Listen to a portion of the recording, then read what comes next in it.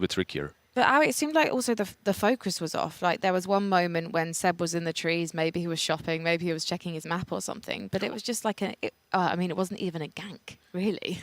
I feel like when your draft is off, sometimes you'll make mistakes because you're trying to figure out how to win the game. Like, it's very confusing for OG. Like, for me, I think Night Stalker should have been 5, Fearon should have been offlane, and it would have been a lot easier to play the game.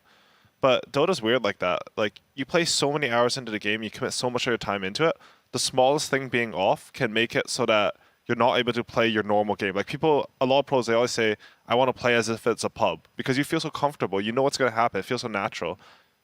If you're thrown off, this is sort of what happens. Is it fair to say that Spirit were playing like a pup?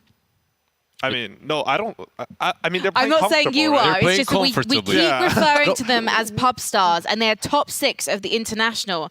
And I just want to, I guess, put some respect on their name, just because when we talk about pub stars. Yeah, listen, it's no surprise. I come from Counter-Strike. If we talk about pubbers, we're not necessarily talking in a positive light. So I just want to double check.